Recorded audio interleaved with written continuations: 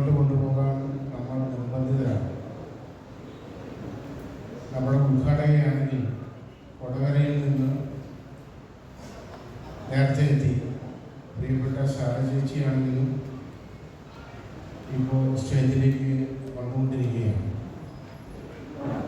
നമ്മളെക്കാൾ മുമ്പ് കൊടകരയിൽ നിന്നും പുല്ലുവഴിയിൽ നിന്നുമൊക്കെ നമ്മുടെ നേതാക്കൾ ഈ ഹാളിൽ എത്തിക്കഴിഞ്ഞു. തൊട്ടടുത്തുള്ള പ്രിയപ്പെട്ട നിരവധി സഖാക്കൾ ഇനിയും ഇവിടേക്ക് എത്തുന്നതേ ഉള്ളൂ. പ്രിയപ്പെട്ട സഖാക്കൾ, നമ്മുടെ തെരഞ്ഞെടുപ്പിൻ്റെ 2 ഘട്ടങ്ങൾ ഈ കൺവെൻഷൻ പൂർത്തീകരിക്കുന്നതോടുകൂടി നമ്മൾ പിന്നിടുകയാണ്. ആദ്യത്തെ ഘട്ടം എന്ന് പറയുന്നത് തെരഞ്ഞെടുപ്പിനെ നേരിടാൻ സംഘടനാപരമായി അണിഞ്ഞൊരുങ്ങുക എന്നുള്ളതായിരുന്നു ആദ്യഘട്ടം. അതിനുശേഷം സ്ഥാനാർത്ഥി പ്രഖ്യാപനത്തോടുകൂടി നമ്മുടെ തെരഞ്ഞെടുപ്പിൻ്റെ 2ാം ഘട്ട പ്രവർത്തനങ്ങൾ ആരംഭിച്ചു. 2ാം ഘട്ട പ്രവർത്തനങ്ങളുടെ ഭാഗമായി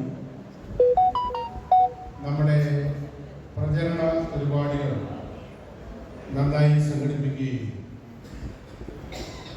മണ്ഡലം കൺവെൻഷനും അതുപോലെ ബൂത്ത് കൺവെൻഷനുകളിൽ ഏതാണ്ട് പകുതിയും പൂർത്തീകരിച്ച് നാളത്തോടുകൂടി എല്ലാ ബൂത്ത് കൺവെൻഷനുകളും പൂർത്തീകരിച്ച് അതിൻ്റെ ഭാഗമായി നാം ഇന്ന് നമ്മുടെ ലോക്കൽ കൺവെൻഷനും പൂർത്തീകരിക്കുകയാണ്.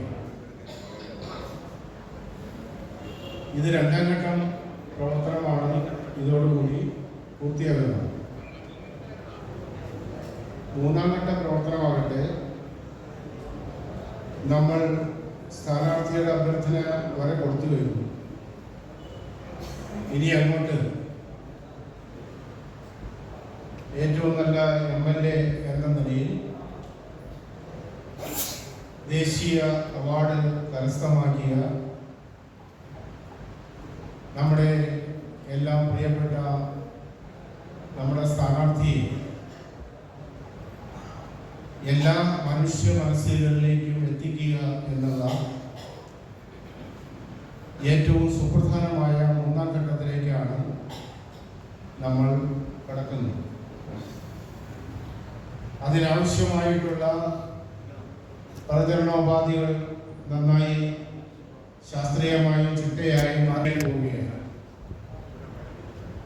3ാം ഘട്ട പ്രവർത്തനത്തിൻ്റെ ഏറ്റവും പ്രധാനപ്പെട്ട ഒരു ഭാഗം എന്നത് നമ്മുടെ സ്ഥാനാർത്ഥി പര്യടനമാണ്. സ്ഥാനാർത്ഥി പര്യടനം 28ാം തീയതി ശനിയാഴ്ചയാണ് നമ്മുടെ ലോക്കൽ കമ്മിറ്റിയുടെ ഭാഗമായി നടക്കുന്നത്. 2:30 പാറപ്പുറം കിഴക്കും ഭാഗത്ത് നിന്ന് ആരംഭിക്കുന്ന പര്യടനം നമ്മൾ നാളെയോടുകൂടി തക്കാമ്പടി അവസാനിച്ച് കാഞ്ഞൂർ ഭാഗത്തേക്ക് കടക്കും. ഈ സ്ഥാനാർത്ഥി പര്യടനം എന്നുള്ളത് ഒരു തെരഞ്ഞെടുപ്പിൻ്റെ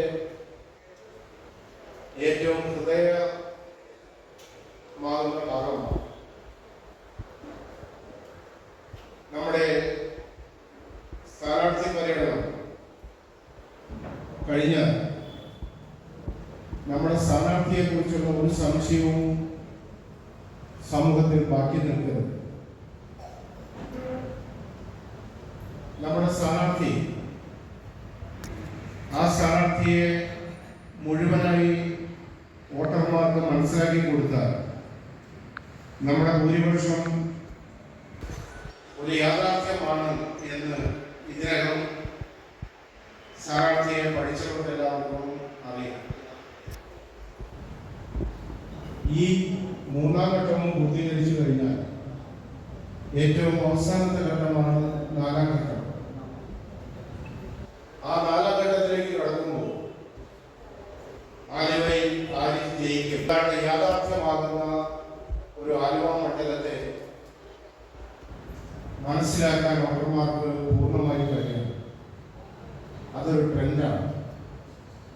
അത് ഭൂരിപക്ഷം കൂടാൻ വിജയിക്കുമെന്ന് ഉറപ്പാക്കാനുള്ള ഒരു ട്രെൻഡാണ്, ഒരു ചായ്വാണ്. ആ വോട്ടർമാരുടെ ആ ചായ്വിലേക്ക് വിജയിക്കാൻ പോകുന്ന സ്ഥാനാർത്ഥി ആരിഫാണ് എന്ന് ഏതാണ്ട് ഉറപ്പിക്കുന്ന രൂപത്തിലേക്ക് നമ്മുടെ സ്ഥാനാർത്ഥിക്ക് വേണ്ടി പ്രാർത്ഥിച്ചും പ്രവർത്തിച്ചും മുന്നോട്ട് പോകുന്ന ഒരു ഗ്രാമത്തെ അണിയിച്ചൊരുക്കുക എന്ന ഏറ്റവും സുപ്രധാനമായ ദൗത്യമാണ് ഈ കൺവെൻഷൻ ഏറ്റെടുക്കുന്നത്.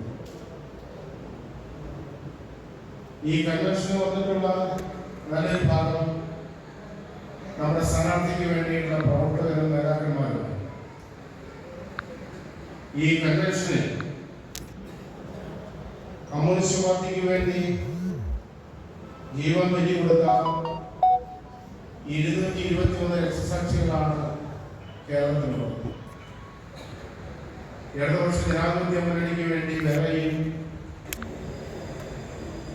രക്തസാക്ഷികളായിട്ടുള്ള സഖാക്കൾ അവരെ മരിക്കുമ്പോൾ അവസാനത്തെ അവരുടെ ശ്വാസവും നിലയ്ക്കുമ്പോൾ അവർ ഒരു കാര്യം നമ്മളെ ഏൽപ്പിച്ചിട്ടാണ് പോയിട്ടുള്ളത്. അവർ പറയാതെ നമ്മളോട് പറഞ്ഞത്, പ്രിയപ്പെട്ട സഖാക്കളെ, ഞാൻ ജീവിതത്തിൽ നിന്ന് മടങ്ങുകയാണ്. ഞാൻ രക്തസാക്ഷിയാകുന്നത് എന്തിനു വേണ്ടിയിട്ടാണ്? ആ സ്വപ്നം പൂർത്തീകരിക്കാൻ നിങ്ങളുടെ പ്രവർത്തനങ്ങൾക്കും ജീവിതങ്ങൾക്കും കഴിയട്ടെ എന്ന് പറയാതെ പറഞ്ഞാണ് ഈ കേരളത്തിലെ ചെറുപ്പക്കാർ, ഏതാണ്ട് രക്തസാക്ഷികളിൽ 70% 25 വയസ്സിൽ താഴെയുള്ളവരാണ്. പറക്കമുറ്റാത്ത ആ പ്രായത്തിൽ ഈ ചെഞ്ചോര കൂടി ഉയർന്നു പറക്കാൻ അമ്മയോടും സഹോദരിയോടും പിതാവിനോടും സഹോദരങ്ങളോടും ഈ പാർട്ടിക്ക് വേണ്ടി വിട പറഞ്ഞ 223 രക്തസാക്ഷികളാണ് ഈ കേരള മണ്ണിൽ നമുക്ക് കാണാനാകുന്നത്. അവരുടെ സ്വപ്നമാണ്, അവരുടെ എല്ലാം ആഗ്രഹമാണ് വർഗശത്രുവിനെ അവരെ കടാരമുനയ്ക്കും അതുപോലെ തന്നെ ഇരുട്ടിന്റെ മറവിൽ കൊല ചെയ്ത വർഗശത്രുക്കളില്ലാത്ത ഈ കേരളീയ സമൂഹം കെട്ടിപ്പിടിക്കാൻ അതിനു വേണ്ടിയിട്ടാണ് അവരുടെ ജീവൻ കൊടുത്തത്. ആ പ്രവർത്തനമാണ് നമ്മുടെ കേരളത്തിലെ സഖാക്കൾ ഏറ്റെടുത്ത് ഒന്നാം പിണറായി സർക്കാരിന്റെ അന്നുണ്ടായിരുന്ന സീറ്റിൽ നിന്ന് ഏതാണ്ട് മുന്നണി കേരളം ഭരിച്ചു.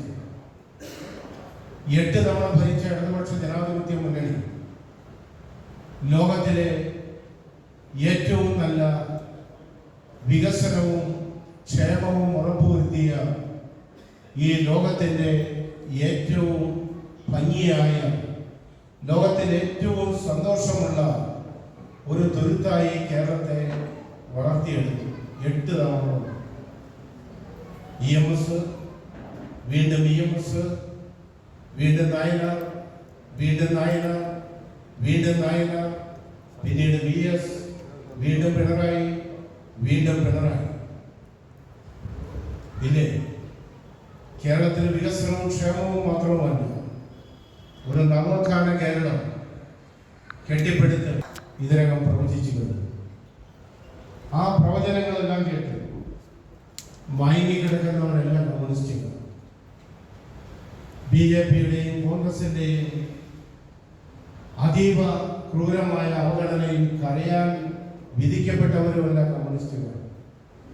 കഴിവ് തെളിയിച്ച് ഈ കേരളത്തെ ലോകത്തിന്റെ മുമ്പിൽ ഒന്നാമതായി പ്രതിഷ്ഠിക്കാൻ ശാസ്ത്രീയമായി വളരെ നല്ല രൂപത്തിലും അഴിമതി രഹിതവുമായിട്ടുള്ള ഒരു ഭരണരീതിയെ ഈ ലോകത്തിൻ്റെ മുമ്പിൽ കൊണ്ടുവന്നിട്ടാണ് നാം എല്ലാം മലയാളി, ലോക മലയാളി ഇന്ന് അഭിമാനികളായി മാറിയിട്ടുള്ളത്. പ്രിയപ്പെട്ടവരെ, ഈ മൂന്നാമതും ഈ ഗവൺമെൻറ് വരുമ്പോൾ ആലുവയിൽ നിന്ന് ആരിഫ് നാടിൻ്റെ അമ്മമാരുടെ, സഹോദരിമാരുടെ അവരുടെ ഇടയിൽ പ്രവർത്തിച്ച് അവരുടെ മനസ്സുകളെ കവർന്നെടുത്ത് ഇന്ന് കൊടകര മേഖലയിൽ ആറന്മുളത്തിൻ്റെ അഭിമാനം കൂടിയായി മാറിയ പ്രിയപ്പെട്ട അശ്വതി ബിബി അവരാണ് ഈ സമ്മേളനം ഉദ്ഘാടനം ചെയ്യുന്നത്. സ്വാഭിമാനം അശ്വതിയെ ഈ യോഗത്തിലേക്ക് ഞാൻ സ്വാഗതം ചെയ്യുന്നു. നമ്മുടെ സ്ഥാനാർത്ഥി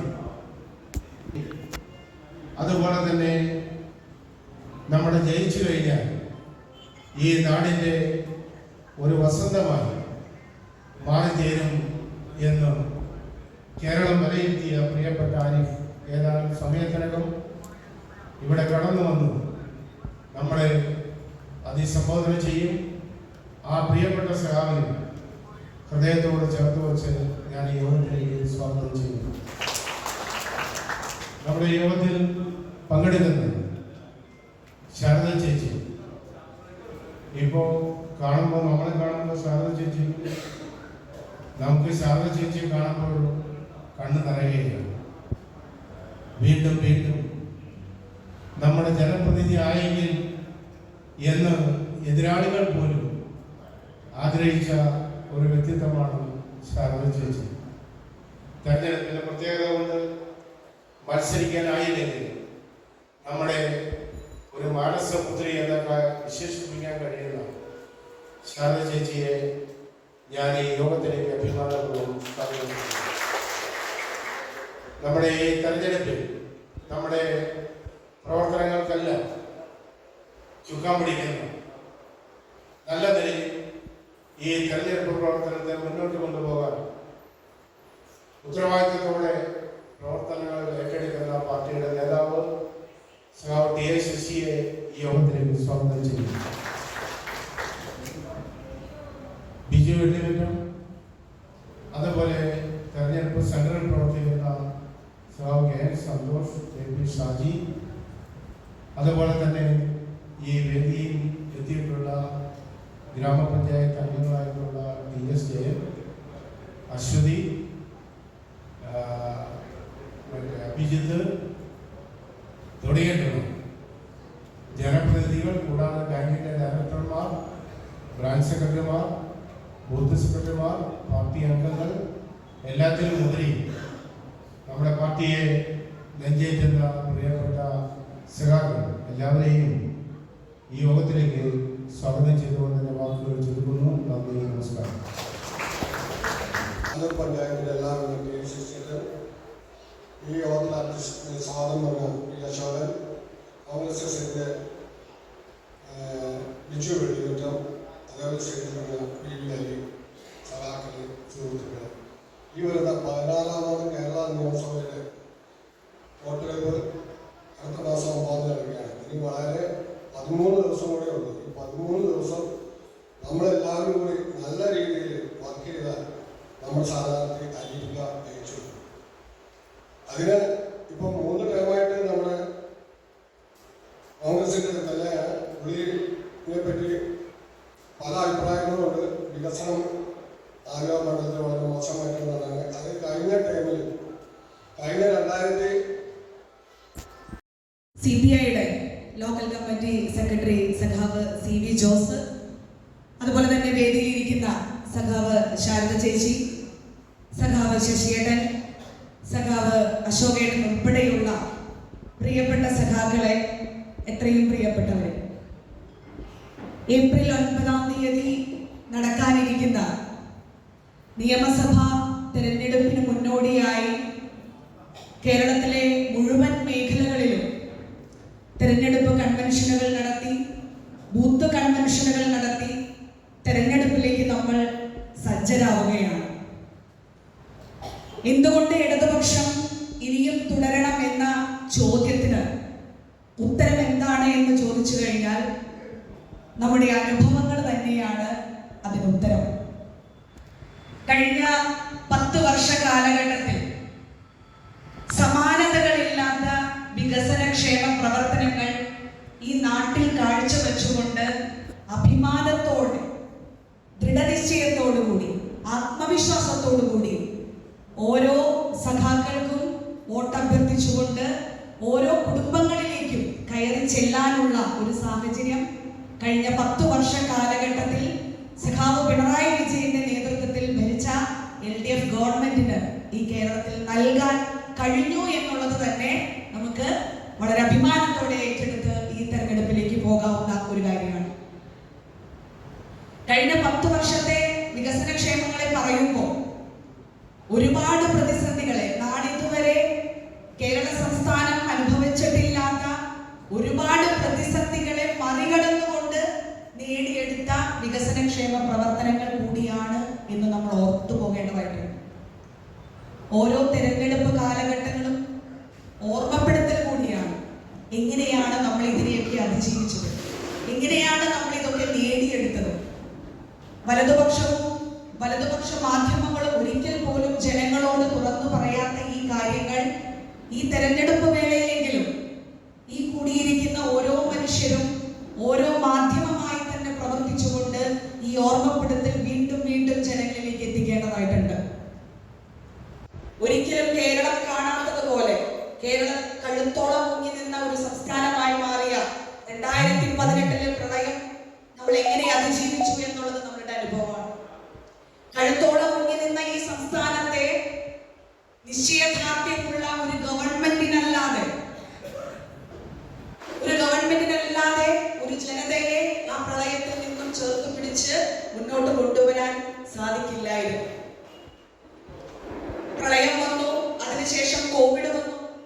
കോവിഡ് വന്നപ്പോൾ ഒരു സംസ്ഥാനം മാത്രമല്ല, ലോക രാജ്യങ്ങൾ മുഴുവൻ വിറങ്ങലിച്ച് നിന്നിരുന്ന ഈ കേരളത്തിൽ നമ്മളെല്ലാവരും ഒരുമിച്ചങ്ങോട്ട് ഇറങ്ങുകയല്ലേ എന്ന ഒരൊറ്റ ചോദ്യത്തിൽ ഈ നാട്ടിലെ എല്ലാ മനുഷ്യരും, എല്ലാ ജനാധിപത്യ വിശ്വാസികളും ഒറ്റക്കെട്ടായി നിന്നതിന്റെ ഭാഗമായിട്ടാണ് നമുക്ക് കോവിഡിനെ അതിജീവിക്കാൻ കഴിഞ്ഞത്. നമ്മൾ ഒരിക്കലെങ്കിലും പ്രതീക്ഷിച്ചു? ഒന്ന് കണ്ണടച്ചു തുറന്നപ്പോൾ നമ്മൾ കാണുന്ന വാർത്തകളിൽ പല ലോക രാജ്യങ്ങളിലും ശ്വസിക്കാൻ ഓക്സിജൻ ഇല്ല, ഓക്സിജൻ മാസ്ക് ഇല്ല, കിടക്കാൻ ബെഡില്ല. റിപ്പോർട്ട് ചെയ്യപ്പെടാത്ത മരണങ്ങൾ ഗംഗാ നദീതീരത്തും മറ്റ് വനങ്ങളിലുള്ളിലൊക്കെ ഡെഡ് ബോഡികൾ കാണപ്പെടുന്നു. വളരെ ഭയന്ന് വിറച്ചിരുന്ന ഈ കേരളം നമ്മൾ കണ്ട വാർത്ത എന്താണ്? കോവിഡ് റിപ്പോർട്ട് ചെയ്യപ്പെട്ട് ട്രിപ്പിൾ ലോക്ക്ഡൌൺ അടങ്ങിയ നിമിഷങ്ങളിൽ നമ്മുടെ സ്കൂളുകളും നമ്മളുടെ പൊതുമേഖലാ സ്ഥാപനങ്ങളും ഒക്കെ ഒരൊറ്റ രാത്രി കൊണ്ടാണ് ഡൊമിസിലറി കെയർ സെന്റർ എന്ന രീതിയിലേക്ക് പോയത്. ആശുപത്രികളിൽ ബെഡില്ല എന്നുണ്ടെങ്കിൽ തദ്ദേശ സ്വയംഭരണ സ്ഥാപനങ്ങളുടെ നേതൃത്വത്തിൽ ഡൊമിസിലറി കെയർ സെന്റർ ആരംഭിക്കുകയാണ്. നിങ്ങൾക്ക് ഓക്സിജന്റെ അളവ് കുറവുണ്ടോ, ബെഡുണ്ടോ, ഇതൊന്നും ആകുലപ്പെടേണ്ടതില്ല, ഈ സർക്കാർ കൂടെ ഉണ്ട് എന്ന് പറഞ്ഞ് ചേർത്ത് നിർത്തപ്പെട്ട കാലഘട്ടമാണ് നമ്മുടെ മുന്നിലുള്ളത്. ഒരു കോവിഡ് രോഗി ഒരു വീട്ടിലുണ്ടെങ്കിൽ അവരുടെ വീടിന്റെ മുറ്റത്തേക്ക് ആംബുലൻസ് എത്തുകയാണ്. PPE കിറ്റ് ധരിച്ച ആളുകൾ ആംബുലൻസിൽ കയറ്റി, 101 ആംബുലൻസിൽ കയറ്റി ഗവൺമെന്റ് ആശുപത്രികളിലേക്കും താലൂക്ക് ആശുപത്രികളിലേക്കും കൊണ്ടുപോവാണ്. ഇതാണ് ഈ കേരളം നേടിയെടുത്ത അതിജീവന കഥ എന്ന് പറയുന്നത്. ഞാനിപ്പോഴും ഓർക്കുന്നുണ്ട്, കോവിഡിന്റെ സമയത്ത് പഞ്ചായത്ത് പ്രസിഡന്റ് ആയിരുന്ന സമയത്ത് അന്നത്തെ വിദ്യാഭ്യാസ മന്ത്രിയായിരുന്ന സഖാവ് പ്രൊഫസർ C. രവീന്ദ്രനാഥ് ഞങ്ങളോട് പറഞ്ഞത്, ഏറ്റവും അനുയോജ്യമായിട്ടുള്ള ഒരു കാലഘട്ടത്താണ് നിങ്ങളൊക്കെ അധികാരത്തിലേക്ക് എത്തിയിരിക്കുന്നത്. ഒരു ദുരന്ത കാലത്ത് ഒരു ജനതയെ എങ്ങനെ ചേർത്ത് പിടിക്കുന്നു, എങ്ങനെ ചേർത്ത് പിടിക്കാൻ കഴിയുന്നു, അതാണ് ഇടതുപക്ഷം മുന്നോട്ട് വയ്ക്കുന്നത്. അതാണ് നമ്മൾ കഴിഞ്ഞ കാലഘട്ടങ്ങളിൽ കണ്ടിട്ടുള്ളത്. ഇതാണ് നമ്മൾ ജനങ്ങളോട് പറയുന്നത്, എങ്ങനെയാണ് കേരളം മുന്നോട്ട് പോകുന്നത്. പക്ഷേ ഇത്രയും പ്രതിസന്ധികളൊക്കെ വന്നു നിന്നുകൊണ്ട് ഈ കേരളത്തെ കരപിടിച്ച് ഉയർത്താൻ നിർത്തിയപ്പോൾ വലതുപക്ഷത്ത് നിൽക്കുന്നവരും വലതുപക്ഷ മാധ്യമങ്ങളും ഇന്ന് ഇന്ത്യ രാജ്യം ഭരിച്ചുകൊണ്ടിരിക്കുന്ന കേന്ദ്ര ഗവൺമെന്റും BJPയുടെ നേതൃത്വത്തിലുള്ള നരേന്ദ്രമോദി ഭരിച്ചുകൊണ്ടിരിക്കുന്ന കേന്ദ്ര ഗവൺമെന്റും ഈ കേരളത്തോട് കാണിച്ചു കൂട്ടിയ അനീതി, അവകാശ നിഷേധം, ഇതും നമ്മൾ മറന്നുപോകരുത്. പ്രളയത്തിൽ തന്ന അരിക്ക് വരെ കണക്ക് ചോദിച്ച കേന്ദ്ര ഗവൺമെന്റാണ് ഇന്ന് ഇന്ത്യ ഭരിച്ചുകൊണ്ടിരിക്കുന്നത്. പ്രളയത്തിൽ ഇവിടേക്ക് അനുവദിച്ച സൈന്യത്തിന്റെ തലയെണ്ണി കണക്ക് ചോദിച്ച കേന്ദ്ര ഗവൺമെന്റാണ് ഇനി വിളിച്ചുകൊണ്ടിരിക്കുന്നത്. എല്ലാ മതത്തിൽപ്പെട്ടവരും എല്ലാ മനുഷ്യരും ഒന്നാണ്. എല്ലാവരെയും ചേർത്ത് പിടിക്കണം. കിട്ടാവുന്ന തരത്തിലുള്ള ദുരിതാശ്വാസ നിധിയിലേക്ക് നമ്മൾ ജനാധിപത്യ വിശ്വാസികൾ, സുമനസ്സുകൾ എല്ലാവരും ഒന്നിച്ചിറങ്ങി സംഭാവന ചെയ്യണമെന്ന് ഈ നാടിന്റെ ഭരണാധികാരി സഖാവ് പിണറായി വിജയൻ എല്ലാവരുടെ മുന്നിലും ചേർത്ത് നിർത്തി പറഞ്ഞു. സുമനസ്സുള്ള മനുഷ്യരൊക്കെ അതിന് ആ ഒരു വാചകത്തിൽ അല്ലെങ്കിൽ ആ സർക്കാരിനോടൊപ്പം ചേർന്ന് നിൽക്കാനുള്ള തീരുമാനം എടുത്തി നമുക്ക് മുന്നോട്ട് കൊണ്ടുപോകാൻ സാധിച്ചിട്ടുള്ളത്. നവോത്ഥാന കാലഘട്ടത്തിൽ നിന്നും നവകേരളത്തിലേക്കുള്ള ദൂരത്തിൽ ഇടതുപക്ഷവും ഇടതുപക്ഷ സംഘടനകളും നൽകിയിട്ടുള്ള സംഭാവനകളെ കുറിച്ച് ഇവിടെ ഇരിക്കുന്ന എല്ലാ സഖാക്കൾക്കും അറിയാം. ഒരു കാലഘട്ടത്തിൽ 100 കൊല്ലം മുമ്പ് വിവേകാനന്ദൻ വന്നുകൊണ്ട് പറഞ്ഞത് ഈ കേരളം ഭ്രാന്താലയമാണ് എന്നുള്ളതാണ്. പിന്നെ നവോത്ഥാനത്തിലൂടെ ഈ നവകേരളത്തിൽ എത്തിയപ്പോൾ കേരളം ഇന്നറിയപ്പെടുന്നത് എങ്ങനെയാണ്? ഭ്രാന്താലയം എന്ന് വിശേഷിപ്പിച്ച സുസ്ഥിര വികസന സൂചികയിൽ നാളിതുവരെ കണ്ടിട്ടില്ലാത്ത നേട്ടങ്ങൾ കൈവരിച്ചുകൊണ്ട് നമ്മൾ മുന്നോട്ട് പോവുകയാണ്. ഇങ്ങനെ മുന്നോട്ട് പോയിരുന്ന സമയത്താണ് നമുക്കറിയാം, ഇപ്പൊ കുറച്ചു നാൾ മുമ്പ് കഴിഞ്ഞ വർഷം വയനാട് ദുരന്തം സംഭവിച്ചു. ഒരുപാട് പേരുടെ സ്വപ്നങ്ങളും ജീവിതമാണ്. അങ്ങനെ ഉള്ളെടുത്തു പോയ മനുഷ്യരുടെ ജീവിതം അവർക്ക് തിരിച്ചു പിടിക്കാൻ ഈ ചുരമിറങ്ങില്ല എന്ന് ആ ജനങ്ങൾക്ക് വാഗ്ദാനം കൊടുത്ത ഒരു സർക്കാരാണ് ഇടതുപക്ഷ സർക്കാർ. നമ്മുടെ റവന്യൂ മന്ത്രിയായിരുന്ന സഖാവ് കെ രാജൻ പറഞ്ഞതാണ്, ഈ LDF സർക്കാരിന്റെ നേതൃത്വത്തിൽ ഈ നഷ്ടപ്പെട്ട മനുഷ്യർക്ക് അവരുടെ ജീവിതവും സ്വപ്നവും തിരിച്ചു കൊടുക്കാതെ ഞങ്ങൾ ആരും ഈ ചുരമിറങ്ങില്ല എന്നുള്ളത്. അതിന്റെ ഭാഗമായും സഖാവ് പിണറായി വിജയന്റെ നേതൃത്വത്തിൽ എല്ലാ മനുഷ്യരോടും ഒന്നിച്ചു ചേരാൻ വീണ്ടും ആഹ്വാനം ചെയ്തു. അപ്പൊ നമ്മൾ കേട്ട വാചകം എന്താ? തൊട്ടടുത്ത് നിന്ന് കോൺഗ്രസിന്റെ പ്രതിപക്ഷ നേതാവ് ഉൾപ്പെടെ മനുഷ്യരുടെയും പ്രവാസികളുടെയും ഒക്കെ പണം പിരിച്ചു.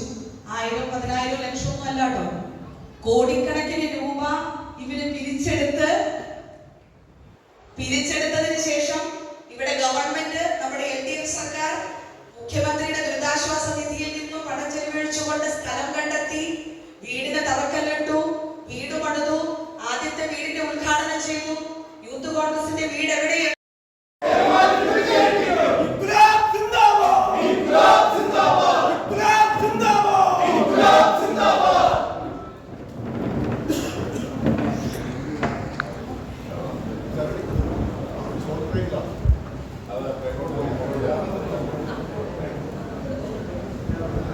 ഇവിടെ സഖാവ് ആരിഫ് എത്തിയിട്ടുണ്ട്. അദ്ദേഹത്തിന് മൈക്ക് കൈമാറിയും.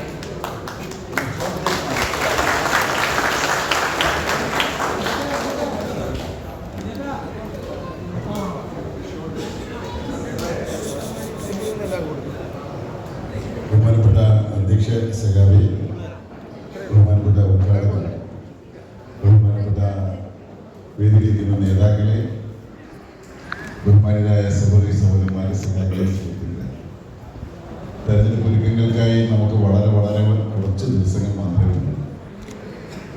അതുകൊണ്ട് തന്നെ ഇന്നലെയും ഇന്നുമായി കൺവെൻഷനുകൾ നടത്തി തീർക്കേണ്ടതായിരുന്നു. ഇനിയും 3-4 കൺവെൻഷനുകൾ ഓടിയെത്തണം. അപ്പൊ അതുകൊണ്ട് രാഷ്ട്രീയ കാര്യങ്ങളൊന്നും തന്നെ ഞാൻ പറയുന്നില്ല. നമ്മുടെ ഇതെല്ലാം ബാക്കിയുള്ളവരും നേതാക്കന്മാരും എല്ലാം പറയും. ഞാൻ വളരെ ചുരുക്കം കാര്യങ്ങൾ മാത്രമേ പറയുന്നു.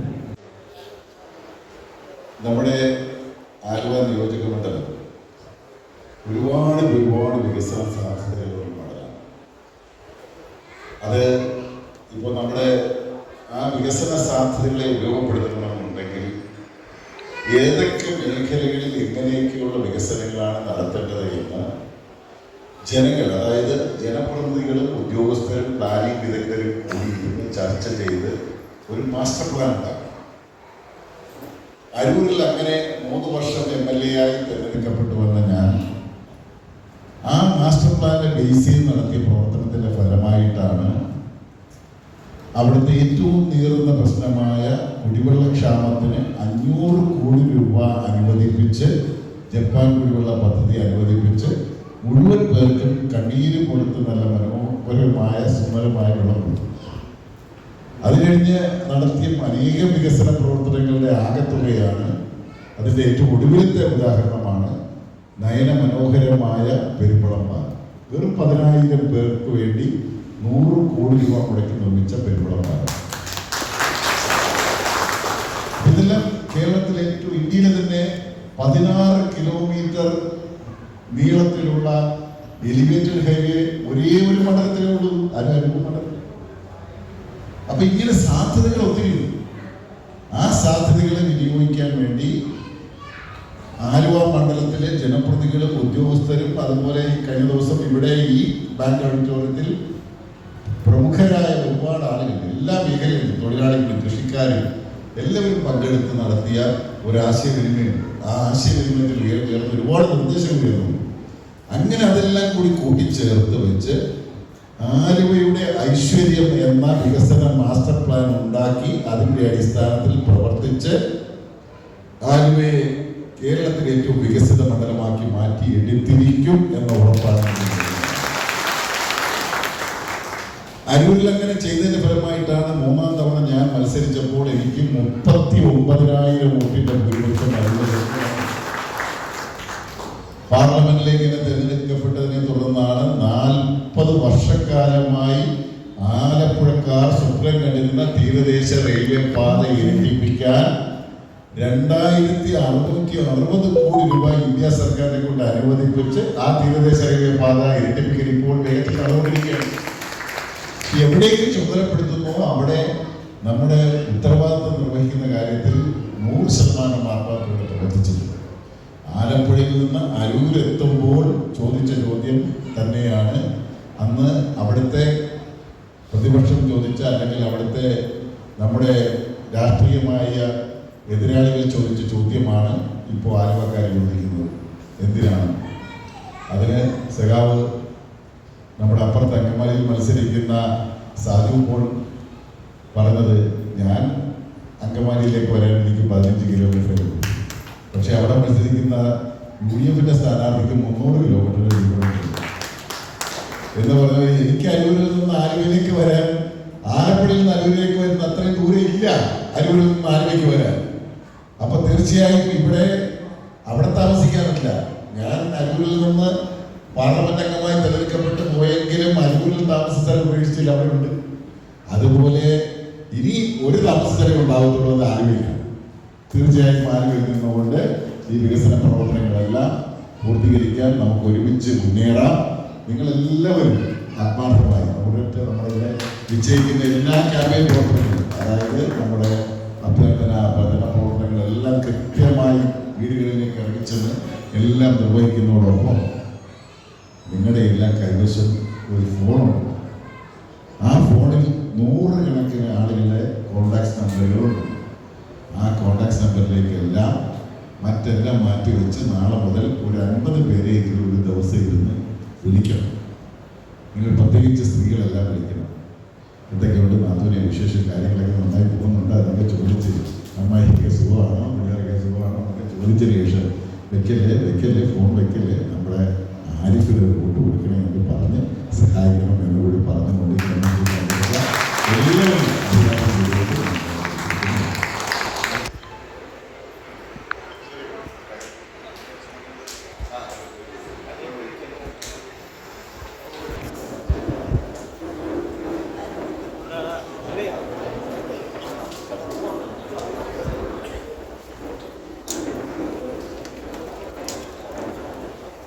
സഖാവിന് എല്ലാ വിജയാശംസകളും ഒരിക്കൽ കൂടി നേർന്നുകൊണ്ട് ഞാൻ ഇവിടെ കുറച്ചു കാര്യങ്ങൾ